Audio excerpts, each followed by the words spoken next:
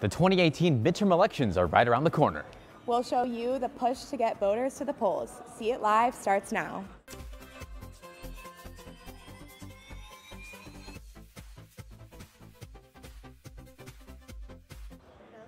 Next week, Californians will vote on a number of issues, including who will be the next governor. Annenberg Media's Susie Placentia talked with gubernatorial candidate Gavin Newsom today in downtown LA. Susie? Democratic candidate for governor of California, Gavin Newsom, made a stop today at downtown LA's Grand Central Market on his Courage to Change Get Out to Vote bus tour. Accompanied by former Los Angeles Mayor Villaraigosa, the politician stopped to chat with local residents and urged all Californians to vote. Newsom stressed that the importance of the younger generation casting their ballots. We all have remarkable capacity to change the course of events, but there's no more important event that happens every 2 years, at least on average, and that's Election Day. And we sit there complaining about the way the world is. We can hold a candlelight vigil, or we can turn out and vote, and there's nothing that I think empowers an individual more than that, regardless of time in life. But please, to the young folks, we desperately need you. Leadership is demonstrably exemplified on Election Day by people showing up as active citizens, turning out and voting. The bus tour kicked off yesterday in San Francisco. Newsom plans to stop in major California cities over the next 5 days.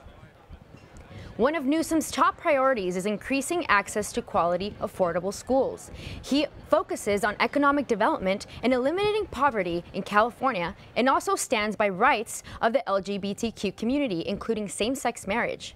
Throughout his campaign, Newsom has expressed his disapproval of the Trump administration. Newsom's challenger is Republican businessman John Cox. He's campaigning for new leadership in California. Let's be honest. I wasn't supposed to make it into this race for governor. Wasn't supposed to beat a former LA mayor or the state treasurer. I'm not part of the political class. I was raised by a single mom, public school teacher on the south side of Chicago. My name is John Cox. Entitled politicians and the special interests, they've rigged the game, trading favors and enriching themselves while forgotten Californians have been left behind. I'm John Cox, and I want to be your governor. Cox is a supporter of Prop 6, which would repeal gas tax increases enacted in 2017. He also supports school choice and charter schools, increasing affordable housing in one of his main platform points. He is also a supporter of environmental protection and opposes offshore oil drilling. Previously, Cox ran for a House seat in his home state of Illinois. He was the first Republican to formally enter the 2008 presidential race. This is his first campaign for office in California. The midterm election is just 5 days away, and state leaders want to be sure voters know their rights. Aha Yee reports on the push to get Californians to cast their ballots. Secretary of State Alex Padilla and Attorney General Xavier Becerra hope to increase voter turnout by reviewing the California Voter Bill of Rights. It's important to make sure that every voter understands their rights when they choose to participate in our democracy. If you're eligible and registered to vote, you have the right to cast your ballot.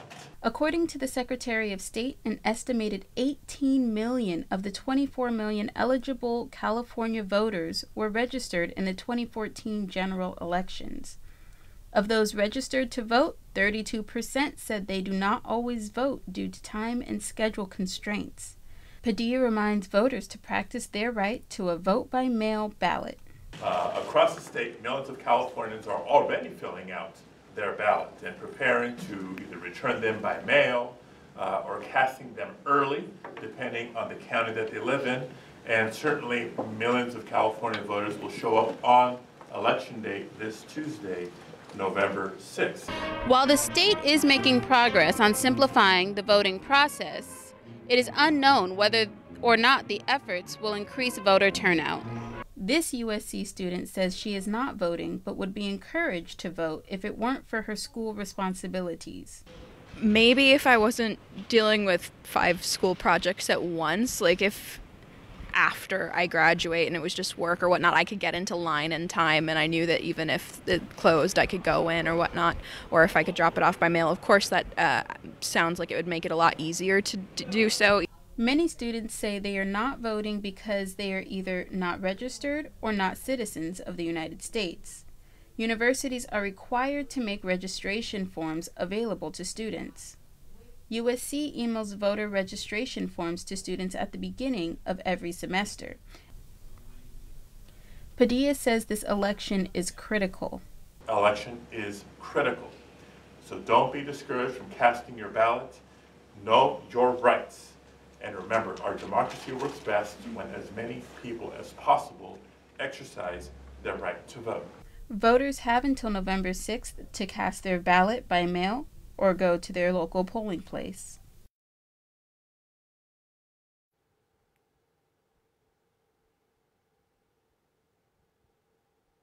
With a few of these new voters to gauge their excitement. With the voting, I mean, I'm going to take the opportunity because it is our civic duty, but it's like, for me, it's just like, eh. Yeah, it's my first time voting. I'm from Texas, so I have an absentee ballot. I'll be mailing that in soon. As a U.S. citizen, it's really like our responsibility. Our vote really does matter. I am pretty excited to be voting for the first time. I took AP Gov in high school, so I did have a little bit of a background in politics and kind of looked into it, but I actually haven't gotten a chance to be as directly participating in it as I am right now. So this is a very unique and first-time opportunity for me. I am looking forward to voting. Why is that? Because, well, mostly before it was always like Democrats, Republicans. Now there's a lot more independents, and the Green Party is kind of rising up. So I want to see what their perspective is on everything and see who I can identify with more. Election. But as Jia Wei Lin reports, some have the privilege but don't get to the polls. Some students and alumni who have recently become citizens said it is important to vote and make their voice heard. It makes a difference. Like, although it's just one vote per person, the more people we have, the more people that are voicing their opinions, the stronger we can become. Many international students are not eligible to vote. Most of the time, unfortunately, we just have to go with whatever the policy is. You know, we don't really have a say on it. Zhang points out that immigrants who have right to vote should participate in the upcoming election. I think if they have that privilege to vote, they definitely should. It's not just a privilege, but also a responsibility. At the moment of the upcoming elections, student immigrants are keeping close eye on it. However, some students said they don't know when and how to vote because of the limited information. A lot of people, because they don't know how to vote or where to vote, so they just end up not voting.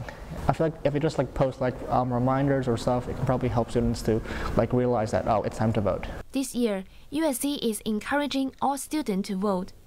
Even though these are not a lot of international students who are eligible to vote, USC Chinese Student Scholar Association is giving students updated election information, news, and the latest policy that encouraging those who are able to vote. For Annenberg Media, I'm Jia Hui Ling. Early voting is in full swing across the country, and women are taking to the polls. According to CNN, more women than men have voted so far. Let's take a look at how women have voted in past elections. In 2008, women supported Democratic candidate Barack Obama over Republican candidate John McCain by 56%. In 2012, 55% of women voted for Obama over Republican candidate Mitt Romney. And in 2016, 54% of women chose Democratic candidate Hillary Clinton over Republican candidate Donald J. Trump. A USC student founded a nonprofit organization called Register Her. Elise Burger is hoping to encourage more young women to vote. I talked with her about the nonprofit this afternoon. Thank you so much for joining us today, Elise. Thank you so much for having me. Yeah, so where did the idea for Register come about? So Register is a recent organization basically formed with the hopes of encouraging more young women to vote in the 2018 midterm elections. Midterms usually have the lowest voter turnout, and we want to change that. Why did you start with sororities? I think that sororities are typically underrepresented groups of women who don't encourage themselves and encourage other women to get voting, but they're also original feminist organizations that promote the ideas of womanhood and the ideas of independence, and that's kind of the group that I wanted to start with. Are you planning to expand it in the future? Yeah, I'm actually really interested in trying to get this across the country.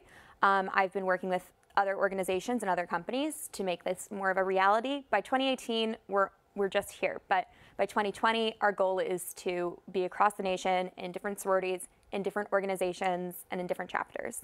Why do you think it's important for women to vote? Women statistically make up the majority of the nation, but they're often underrepresented in politics and in our economy, and I think that ultimately it's not creating a beneficial environment for all Americans and all citizens. So ultimately my goal is to encourage women to have their voices heard, to create a better environment for themselves and a better environment for all people. How does Register make it easier for women to register to vote? The voter registration process is actually extremely difficult, and so that discourages a lot of individuals from voting. What Register does is it makes it a lot simpler. You can go to our site, register.org, and you can click on any one of our links that we provide that'll give you insight into your politicians, the issues that matter to you, and direct you to your state to get registered to vote in that state. Well, Elise, thank you so much for coming in today. I really appreciate you taking the time. Thank you for having me. Some of the biggest names in media, politics, and activism are gathering in downtown LA tonight to discuss women's issues and the election. Reporter Gabby Dante is live where the Power Women Summit is getting started. Gabby?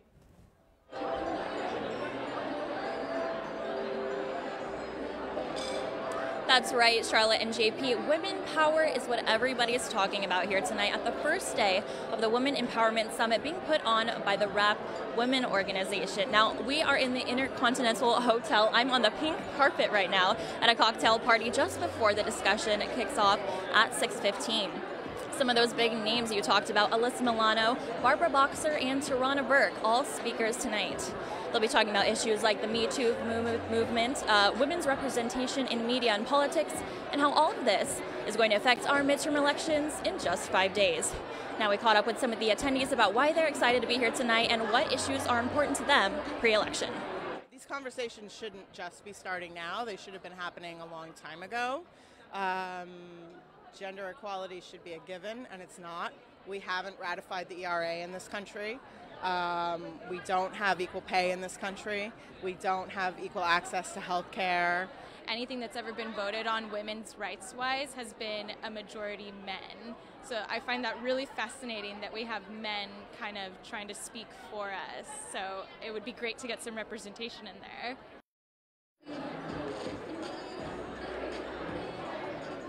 Now, everyone is going to be back here tomorrow starting at 6 a.m. for a whole nother program with a list of new topics and speakers. Back to you guys. Thanks so much, Gabby. Historically, voter turnout rates in the U.S. are lower during midterm elections than presidential elections. According to Pew Research, about 40% of eligible voters went to the polls during the previous midterm elections, with 41% in 2010 and 37% in 2014. Turnout was in the 60% range during the last 3 presidential elections. Low voter turnout in the midterms is due to a number of factors, but to increase this turnout, California Secretary of State Alex Padilla launched the first ever Ballot Bowl voter registration competition between California universities to engage college students in this year's election. Cal Poly San Luis Obispo registered 3,000 students on their campus, and following them, Cal State Fullerton registered 2,600 other students, and UC Santa Barbara registered 1,800. Director of Unruh Institute of Politics Bob Shrum shared his thoughts on college voter turnout during the midterm elections. Younger voters not voting is an intergenerational phenomenon. It goes all the way back for decades. Secondly, I think that may change this year. There's some indication in our USC Dornsife LA Times poll that it is going to change, that younger voters are more motivated to vote. That may actually be more people 25 to 34 than people who are in college. And I think it's because Donald Trump is the great presence in the middle of the political stage. As of now, more than 2,000 USC students registered to vote this semester, according to the student coalition Vote SC. This is an increase from 400 students registered in 2016. On-campus political organizations are mobilizing students to vote. Political organizer and Vote SC co-founder Eleonora Viotto talked about the changes in the USC registration. We registered 417 people in 2016, which was a presidential election year and usually has higher turnouts. This year, to our platform, we registered 2,000 voters, which is much higher than we expected. I think originally we talked about internally of like, if we get to 1,000, we'll be very excited, and we're at 2,000 today. We had way more student orgs than I've ever tabled together before. We had USC GOP next to the USC Dems, Trojans for Liberty next to Trojans for Political Progress. So it's people that really wouldn't be sitting next to each other. We're all doing the same thing, and that was really something I was proud to see, because I think working together on an issue that's as universal as voting is important. Student vote organizers are looking to get students out to the polls to vote on a couple of important bills and races here in California. There are several key congressional elections as well as 11 propositions on the November ballot. All 435 seats in the U.S. House of Representatives are up for election. Several California districts play into determining which political party will control Congress. In Congressional District 25, Democrat Katie Hill is running against current Republican and U.S. Representative Stephen Knight. Democrat Gil Cisneros will face Republican Young Kim in Congressional District 39. In Congressional District 45, Democrat Katie Porter is running against Republican and current U.S. Representative Mimi Walters. A few big propositions voters will be weighing in on are Propositions 6, 8, and 10. Proposition 6 aims to repeal the California gas tax and eliminate funds for transportation improvements. Proposition 8 seeks to put limits on dialysis clinic revenue. Clinics would be required to report all costs and have limited profit.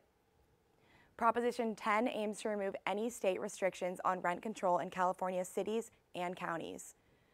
According to the Center for Responsive Politics, the 2018 midterm election will be the most expensive ever, with spending projected at more than $5.2 billion.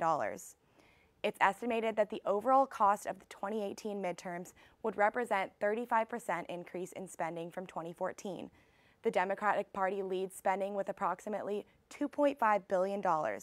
Republicans are expected to spend $2.2 billion, with third-party spending at $460 million. This year's spending is projected to top all previous elections by more than $1 billion. Georgia's governor race is one of the most talked about elections in the country. Democratic candidate Stacey Abrams has many celebrity reporters, including the one and only Oprah Winfrey. Hey everybody, I'm Oprah. In Georgia, walking the streets and neighborhoods with everybody's Halloween decorations, going door to door, canvassing for Stacey Abrams. I left my home in California because I'd heard about what was happening down here in Georgia, and I wanted to do whatever I could to lend my support. Other celebrities to publicly support Abrams include Trojan alum Will Ferrell, actor Mark Ruffalo, and actor and rapper Common. All have campaigned for or made social videos urging people to vote for Abrams. Meantime, Vice President Mike Pence was in Georgia today supporting Abrams' opponent, Brian Kemp.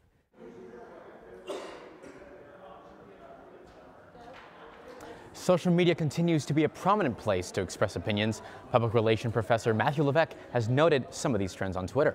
What we're doing right now is we're pulling data, any tweets that have any mention of election 2018, the top hashtags that are broadly categorizing this election. Number one person on Twitter is President Trump. So there's a lot of conversation about President Trump, pro and anti. The second largest conversation is about the Senate race in Texas, where Beto O'Rourke and Ted Cruz are in a battle. And then the third top mentions of people are the candidates running for Florida governor. Next Tuesday is Election Day, and millions of Americans will be going to the polls. We have a rundown of some of the locations here at USC where students can vote. The easiest place for students to vote will be at the Ronald Tudor Campus Center. Some other nearby locations include the Los Angeles Library and the Hoover Recreation Center, among many more locations. All of these locations are open for voting from 7 a.m. to 8 p.m. Thanks for watching See It Live. From everyone at Annenberg Media, I'm Charlotte Scott. And I'm JP DeBoo. Well, I know I definitely voted. I voted. Yeah. Send in my absentee ballot. That's brilliant. You can watch us on the web at uscannenbergmedia.com. Good night.